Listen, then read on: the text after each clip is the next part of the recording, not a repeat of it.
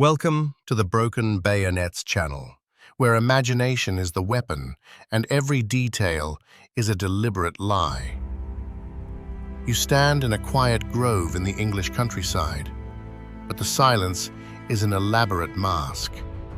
Around you, men are assembling tanks that weigh less than a small car, their canvas sides bulging with air. The smell of fresh paint and damp earth hangs heavy, a scent that speaks not of battle, but of theater. You are not here to fight with steel and fire.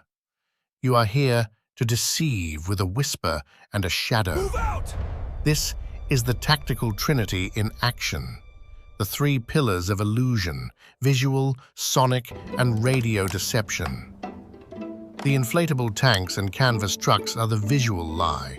The massive speakers blasting the genuine, engine-thrumming symphony of an advancing armored column are the sonic lie. But listen now, through the faint static hum of the nearest command truck. That is where the deepest deception resides.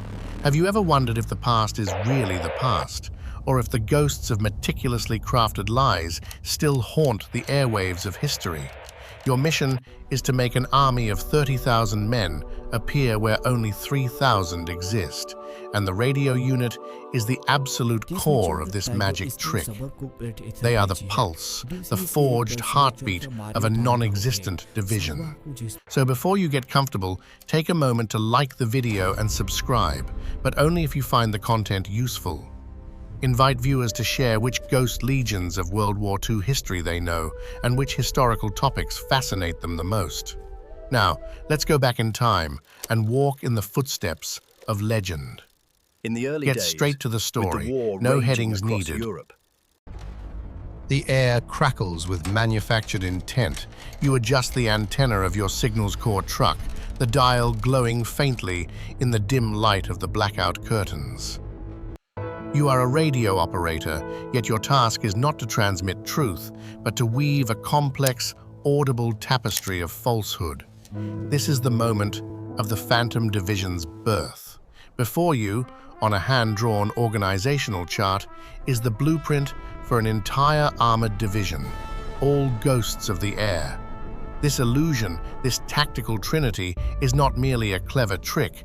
It is a doctrine forged in the urgent necessity of war, a recognition that the enemy's intelligence apparatus is a weapon as potent as any artillery battery. If you can control what they think they know, you control where they commit their forces, where they expose their flank. The inception of this specialized unit, the 23rd Headquarters Special Troops, the true name for what historians would later call the Ghost Army, was a deliberate, high-stakes gamble. The planners, men of strategic brilliance with a flair for the dramatic, understood that the most convincing lie is one built on a foundation of excruciating detail. The visual and sonic elements were visceral, palpable lies. You could see the fake tanks, you could hear the roaring engines, but the radio deception was the subtle, invisible lie that authenticated the entire performance. Without the constant, believable chatter of a genuine division's command network, the sight of a few inflatable tanks would simply look like a failed exercise. Think of the real General Patton's Third Army, a massive, grinding engine of war moving across the continent. Every real unit, every real battalion had a distinct radio signature, a set of operators, their individual speed and rhythm on the key, their fist, the precise jargon they used, the volume of traffic, and the organizational structure implied by the call signs. Your job is to meticulously, flawlessly forge this signature for your non-existent division. You must be able to sound like a green unit, disorganized and frantic, or like a seasoned, confident combat team, depending on the role the overall strategic plan dictates. This is not simply playing a recording. This is live, interactive communications spoofing. The operators themselves were recruited for their particular talents, a fact that speaks to a surprising, little-known detail of this ghostly warfare. The average IQ of a soldier in the Ghost Legion was reportedly 119, a full 10 points higher than the general army average. These were not just men to operate radios, they were linguists, artists, engineers, and crucially, actors. They had to think several steps ahead of the enemy's monitoring stations, anticipating how an enemy signals analyst would interpret a dropped word, a slightly too fast transmission, or an unexpected call sign. They were the chess masters of the electromagnetic spectrum. You run through the procedure for generating traffic, creating a convincing traffic density. A real division does not communicate constantly, nor is it silent for long periods. There are peaks during operational planning and lulls during movement or consolidation. You must simulate this organic ebb and flow. You are broadcasting false logistical requests, fabricated weather reports, and the routine, mundane administrative chatter that confirms an organization is real and functional. The true art lies in the banality of the messages. The enemy expects secrets. You give them boring, believable logistics. A request for 3,000 gallons of high-octane fuel at coordinate X is far more convincing than a direct message saying, "We are preparing for a major assault." The enemy intelligence must discover your presence. You cannot simply tell them. This brings you to the core, controversial point that still generates debate among military historians: the ethical and strategic boundaries of such absolute deception. The sheer success of the Ghost Army's radio work in tying down German intelligence units suggests that communication deception may have been the single most decisive yet least visible factor in several engagements. By convincing the enemy to shift real divisions to meet your Phantom division, you directly saved lives on the real front. But you also made the ultimate sacrifice. You exposed your own location as a target. You are, in effect, drawing enemy fire not onto your comrades, but onto your own deliberately deceptive position. The enemy monitors will, eventually, triangulate your position. Your protection lies only in your mobility and the enemy's belief that they are tracking a large armored column, not a handful of specialized trucks. You operate under the chilling awareness that you are a decoy, a willing sacrifice of information to preserve the blood of the main force. You check your watch. The appointed time for the simulated division movement is approaching. You feel the rumble of the sound trucks as they move into position, ready to flood the valley with the sound of hundreds of heavy vehicles. You feel the cool metal of the key under your fingers. It's time to start the conversation, to begin the meticulous hour-by-hour creation of a lie so perfect that it will rewrite the enemy's battle map. The first false message, a simple, coded request for a non-existent supply drop, slips out into the night, a tiny, invisible thread beginning to weave the massive tapestry of the Phantom division. It's a slightly smile-inducing thought. You are essentially sending the world's most consequential junk mail. The air is alive with the silent roar of an army that isn't there, and you are its voice. You slip deeper into the spectrum of deceit.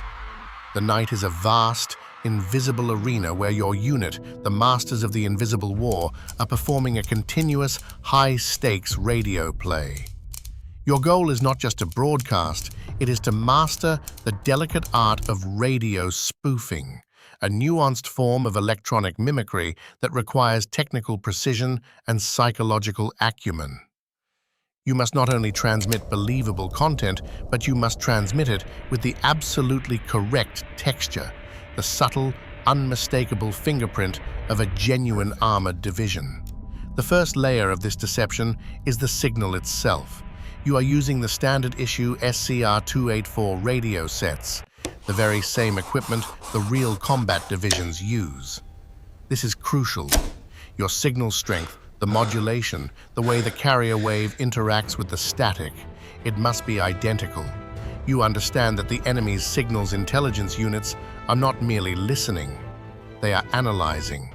They are listening for frequency allocation, determining the channels and shifts that a division of this size would naturally employ.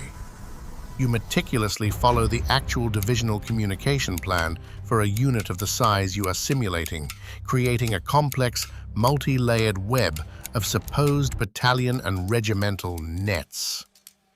This is the organizational lie, the scaffolding on which your fake messages are hung. Then comes the most meticulous forgery, the fist.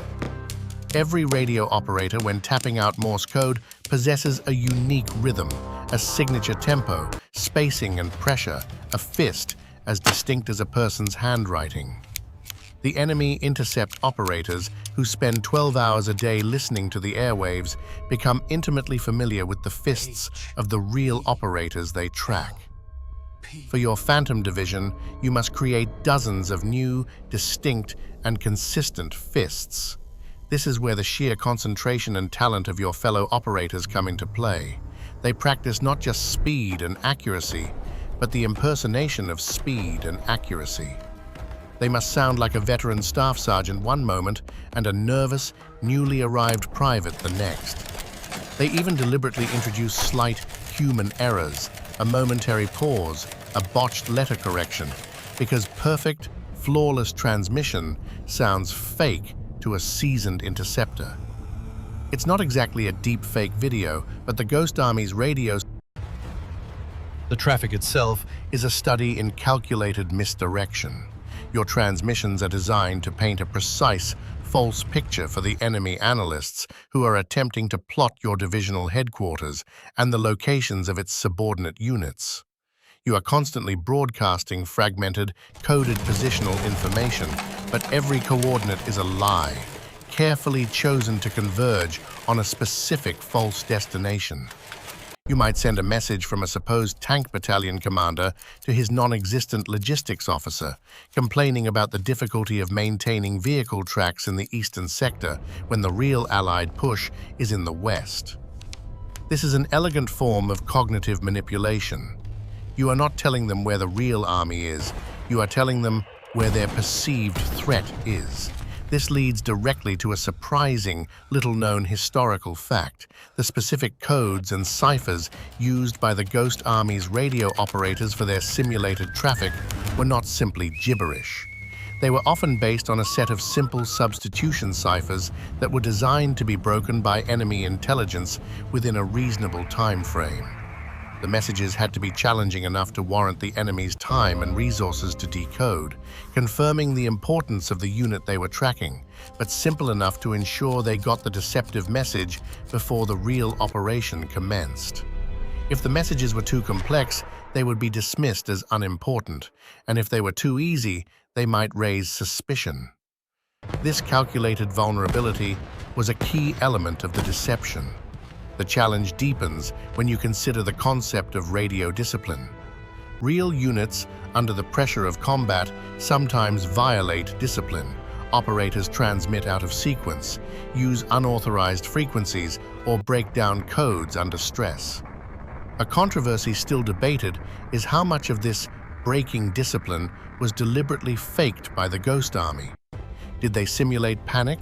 Did they intentionally send bursts of highly secure but ultimately harmless, classified-sounding traffic to imply a high-value command presence?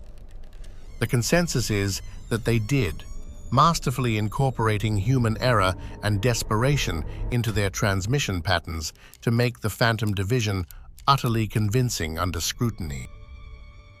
For example, your unit simulates the movement of the 6th Armored Division away from a key sector. The real 6th is already on the road, heading for a critical staging area. As the 6th falls silent, your unit, miles away, comes alive. You adopt the 6th's traffic density, their known call signs, with slight, believable variations for the supposed new sector, and most importantly, you adopt the distinct fists of their senior operators, painstakingly memorized from weeks of eavesdropping on the real traffic. General Bradley's command might be relying on this shift to draw off forces opposing his real advance. You are creating a time-delayed echo, forcing the enemy's map to show the 6th Armored Division still holding its ground, even as they are hundreds of kilometers away. The enemy is looking at a ghost image of the battlefield. The cold, mechanical brutality of the deception is breathtaking. You are forcing the enemy to dedicate artillery, reconnaissance, and even entire divisions to a fight against an army of hot air and radio waves. Like the meticulous detail of a stage, the Ghost Army's radio illusions are elaborately built, layer by layer. The sonic deception might make a German forward observer think he hears tanks, and the visual deception confirms he sees them. But it is your constant, believable radio traffic, the faint, coded whispers across the night sky, that convinces the enemy general staff they are tracking a live threat, a threat important enough to warrant a costly, immediate response. This invisible, audible lie is the glue holding the entire illusion together, binding the canvas tanks and the sound trucks into a cohesive, deadly strategic force. The fabrication of an armored division is not just a technical exercise in signal transmission. It is a creative endeavor demanding actors, writers, and a quiet, theatrical flair. You are now immersed in the voice of ghosts, the human element that makes the lie ring true. Step inside the radio truck and you see not hardened communications specialists, but a group of men who could easily be mistaken for a traveling theater company. Many of them were, in civilian life, artists, musicians, and playwrights whose talents are now weaponized for the front lines of deception. The need for believable phantom messages elevated enlisted actors and scriptwriters to strategic importance. They weren't merely translating orders, they were crafting a narrative of operational reality. The enemy listening stations, the radio intercept operators on the German side, were trained to detect patterns, emotional tones, and the human rhythms of command. A purely robotic, pre-scripted message, even if coded correctly, would feel sterile, raising alarm bells. The deception required messages that contained the frustration of a tank commander whose vehicle had thrown a track, the clipped impatience of a staff officer demanding updated maps, or the casual, slightly unprofessional banter between two company commanders during a supposed lull in movement. This required a surprising, little-known historical fact about the Ghost Army. Its personnel were often given specific instruction in method acting for radio. They were taught to embody the persona of the rank and role they were simulating. A message from a fake colonel had to possess the gravitas and formal adherence to protocol, even in the speed and cadence of the Morse code, while a message from a private had to sound slightly rushed, perhaps with a less refined fist. The scriptwriters developed a library of scenarios, carefully calibrated to release just the right amount of actionable, yet entirely false intelligence. Imagine a message you are tasked with relaying now. It's a false report detailing a need for advanced bridging equipment to cross a small, strategically irrelevant river far to the north of the main crossing point. The script, a short, sharp message from a fake engineer battalion commander to a fake divisional logistics officer. The actor, a former radio drama star, taps it out with a specific, studied. The controversial or mysterious point surrounding this practice is the degree to which these men were allowed to improvise, the psychological edge gained by injecting genuine, spontaneous humanity into the deception. If the enemy intercepted the same canned phrases repeatedly, the game would be up. It is understood that high-ranking officers like Colonel Clifford M. Jocelyn, the commander of the 603rd Engineer Camouflage Battalion, a core element of the Ghost Army, encouraged a degree of artistic license, allowing the operators to subtly adapt the tone and phrasing based on their perceived mood of the simulated operation. They were creating not just communication, but atmosphere, a constant, low-frequency hum of a real active army. The concept of radio silence often works in a terrifying duality with the phantom messages. Sometimes, the most powerful message is the absence of one. If a real large unit is about to launch a massive attack, it often enforces radio silence, a strategic cloak of invisibility. Your unit is tasked with exploiting this. While a real division is moving toward its jump-off point in absolute silence, your team, miles away, might simulate the withdrawal of an armored division from that same sector. Or conversely, you might erupt in a sudden, feverish burst of highly coded traffic, suggesting frantic last-minute preparation there. By generating high-density traffic where the real army is silent, you draw attention away.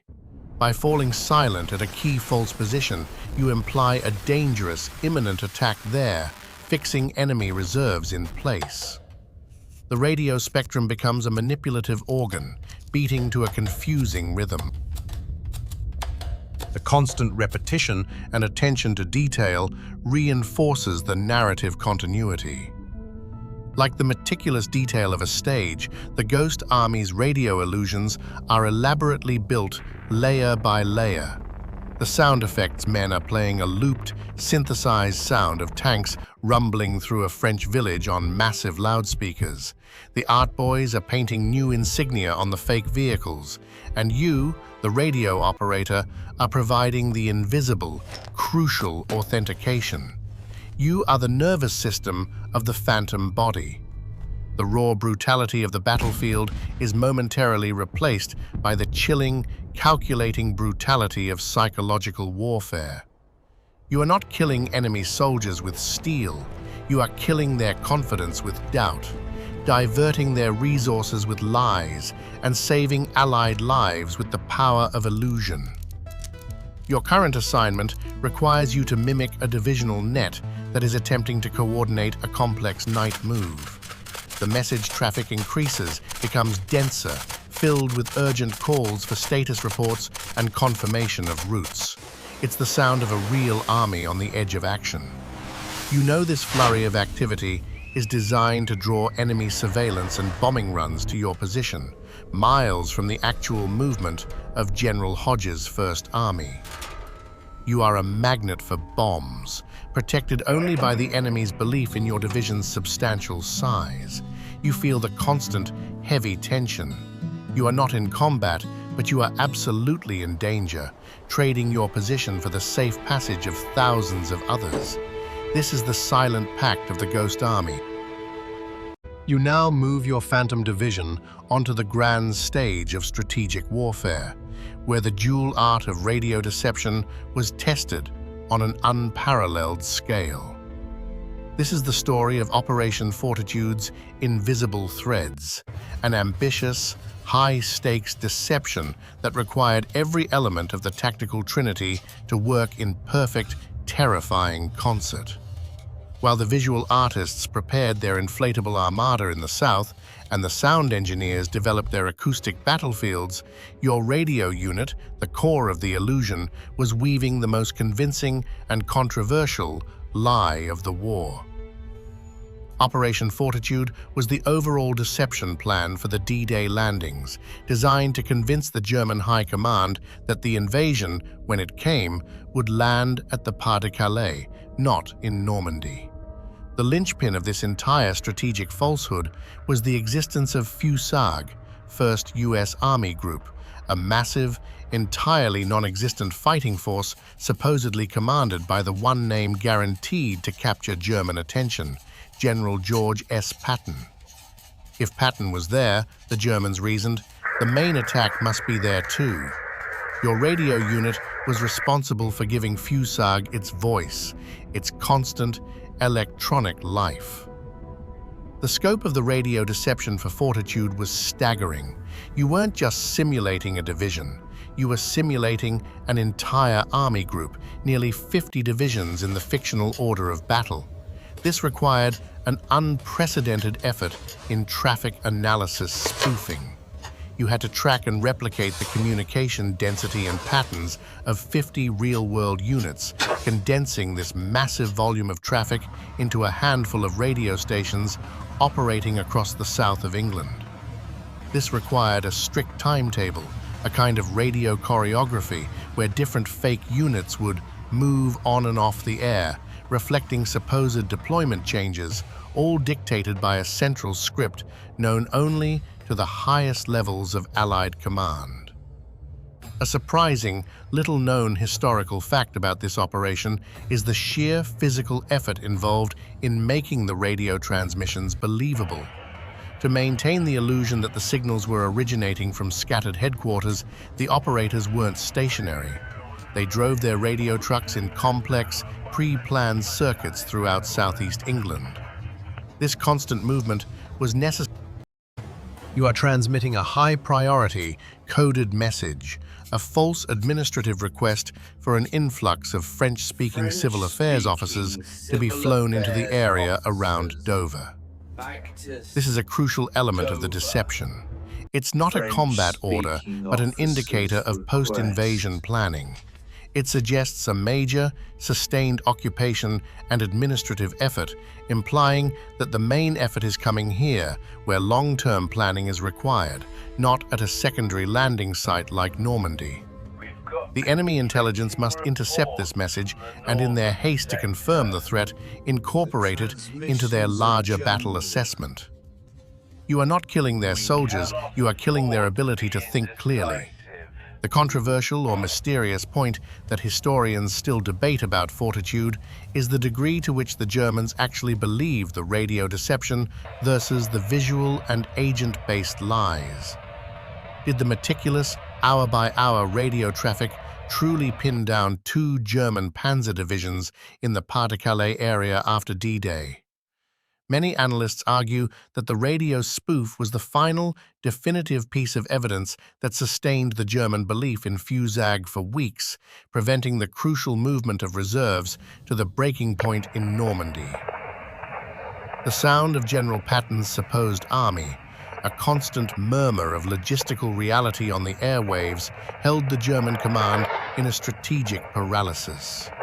The fear of Patton, amplified through the radio spectrum, was a strategic weapon more potent than any armored shell. You feel the weight of this responsibility. Your continuous, coded conversations, the mundane, the tactical, the fabricated logistics, are the invisible threads that hold the German defensive line intact, but in the wrong place. General Eisenhower and the real invasion force are dependent on your voice to be believed. You must never stop broadcasting the lie. Like the meticulous detail of a stage, the Ghost Army's radio illusions are elaborately built, layer by layer, with every false coordinate, every hurried message, adding depth to the phantom army that has paralyzed the enemy's western flank. You remember the quiet instruction from your commanding officer. We are not just sending messages, we are sending doubt.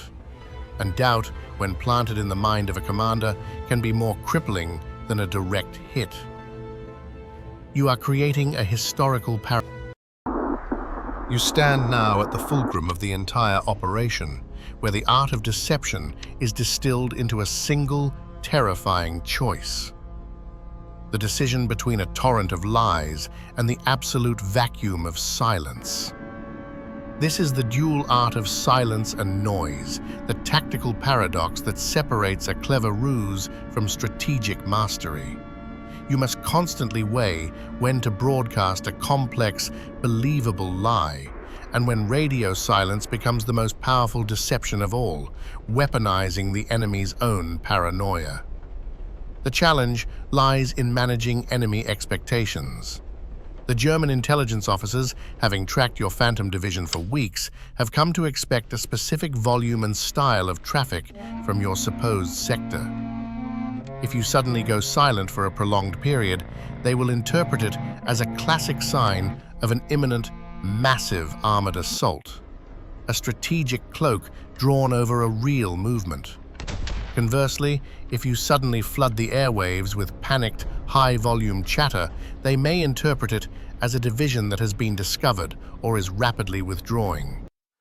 Your choice of noise or silence is dictated by the strategic goal of the real army, often General Omar Bradley's advancing corps, miles away. Consider a tactical scenario. A real, heavily armed infantry division is preparing to make a critical river crossing under cover of darkness. They maintain strict radio silence, making themselves electronically invisible. Your job is to create a compelling distraction 15 miles to the flank. You don't simply start broadcasting. Instead, you adopt the precise traffic density of a massive tank column settling into a staging area for the night. The messages are mundane: requests for maintenance checks, reports on fuel levels, and the subtle conversational back and forth between junior officers. The enemy listens to this noise, this hum of routine, and plots a major armored unit preparing for morning action right on your coordinates. The enemy's eyes and ears, their reconnaissance and direction-finding units, are fixed on your noisy false position, allowing the real, silent unit to slip across the river unmolested. A surprising, little-known fact about this period of the campaign is how frequently the Ghost Army deployed audio-only deception during radio silence periods. When the radio net went entirely quiet to signify an immediate threat, the most dangerous signal of all, the sound unit would compensate by increasing the volume and realism of the recorded sound effects. The roar of tank engines, the clanking of tracks, the shouted orders, all projected over high-powered speakers. The combined effect of absolute radio silence and the palpable noise of a massive mechanical column on the ground was designed to send a singular, terrifying message to any forward listening post. They are here, and they are preparing to move now. This synergy between silence and sound was a brutal, psychological battering ram. This brings you to the controversial, mysterious point that underpins the success of all deception: the role of double agents in authenticating the radio lie.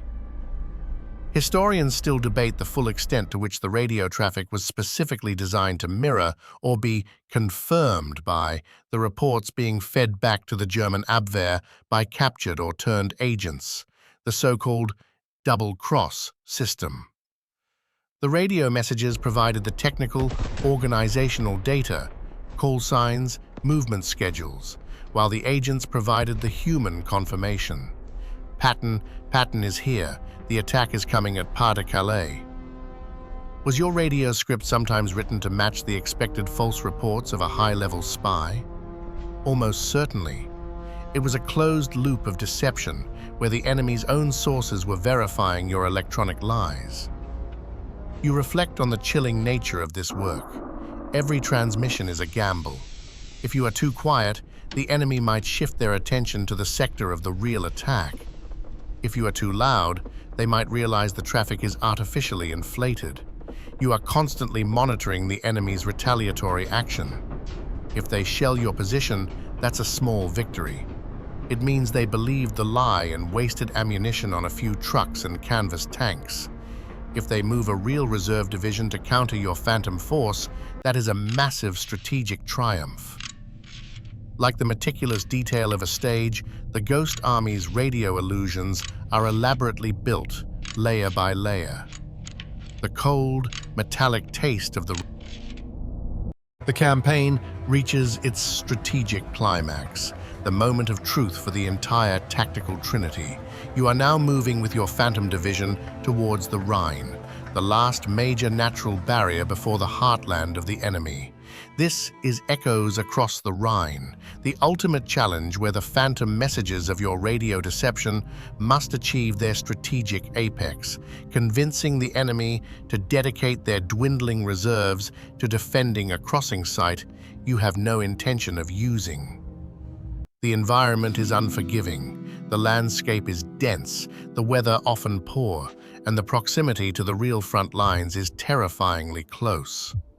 Your canvas tanks are deployed in the open, your sound trucks blare their mechanical symphony, but it is your radio net, the constant, convincing coded chatter that must carry the weight of the lie across the wide, cold river. Operation Viersen, the specific deception planned for the Rhine crossing, relies entirely on the enemy's firm belief that a major, four-division crossing is being prepared in the vicinity of Düsseldorf, far north of the actual crossing point where General Patton's Third Army and General Simpson's Ninth Army are preparing their real thrusts. Your radio operators are working under extreme duress. You are required to transmit the specific, detailed traffic of two entirely different armored divisions and two infantry divisions, simultaneously suggesting complex logistical buildup, pontoon bridge construction, and last-minute troop positioning. The pressure is immense because the enemy's signals intelligence is now hyper-vigilant. They know a major crossing is imminent, and they are listening with every available resource. Every transmission, every fist, every coded word is being scrutinized for confirmation of the impending battle. A surprising, little-known historical fact about the deception at the Rhine is the use of fake enemy radio traffic. To enhance the illusion of a massive buildup and potential flanking movement, your radio unit sometimes broadcasted highly coded messages in German designed to be intercepted and decoded by the actual German command. These messages, impersonating various German divisional and regimental command units, would often report sightings of massive Allied formations moving north towards the false crossing point, or request urgent supply drop. You are tasked with transmitting the false traffic of the 30th and 79th Infantry Divisions. Your script includes an urgent request for thousands of snow chains and antifreeze, a minor logistical detail that suggests long-term commitment and build-up in the colder, marshier north, while the real crossing is in the drier, more predictable central zone. Like the meticulous detail of a stage, the Ghost Army's radio illusions are elaborately built layer by layer. The lie is authenticated by the mundanity. The enemy is looking for the spectacular. You give them the bureaucratic. The controversial or mysterious point surrounding the final phases of the deception is the extent to which the German High Command knew they were being deceived, but felt strategically bound to act on the information nonetheless. Did they fully believe the phantom messages, or did they simply recognize a threat that was credible enough to commit their final reserves? The result, historians agree, was a massive tactical success. German forces, including their remaining artillery and armored units, were successfully fixed in the Düsseldorf sector, allowing the real Allied forces to cross the Rhine with devastating speed and relatively light resistance elsewhere. Your radio unit's work translated directly into a major strategic victory and saved countless lives. The cold air of the European winter bites at your exposed hands as you tap out the final, lengthy status report for a non-existent divisional headquarters. The message confirms that all units are in position and awaiting the final order to cross. It is the definitive lie, the climax of your communication deception. The roar of the fake engines fades as the sound unit packs up. Their job is nearly done. But the phantom messages must continue for another 48 hours, maintaining the lie that the four phantom divisions are still poised to strike, ensuring the real troops have ample time to consolidate their gains on the eastern bank. You look out at the dark river, the real river, miles away from your decoy position. You can almost hear the roar of the real artillery and the churning of the real tanks crossing the water. You are the echo, the diversion, the ghost in the machine that convinced a desperate enemy to look the wrong way during the most critical move of the war. A final, quiet thought. Your voice, coded and phantom, was the sound of victory. You slowly power down the transmitter, the vacuum tubes cooling with a soft, final tick. The silence, for once, is real. The airwaves fall silent, the canvas tanks deflate, and the sound trucks drive away, leaving behind only the cold ashes of an elaborate, brilliant lie. You emerge from the radio truck, the intense pressure of constant deception lifting like a heavy cloak. The Tactical Trinity, the visual, the sonic, and the radio, has played its final, masterful performance. You reflect on the incredible, almost poetic nature of this unit. Men of art and intellect who waged war not with steel, but with imagination, saving thousands of lives by forcing the enemy to dedicate their final, precious reserves to fighting ghosts. The history books record the great tank battles and the famous generals, but the true architects of this invisible victory were the radio operators, the actors, and the scriptwriters, the silent, unseen legion whose coded whispers and meticulously crafted silences rewrote the map of Europe. The echoes of those phantom messages across the Rhine and the deception of FUSAG will forever stand as a testament to the chilling, effective power of communication deception in warfare, a reminder that the loudest weapon on the battlefield can often be the most perfect lie.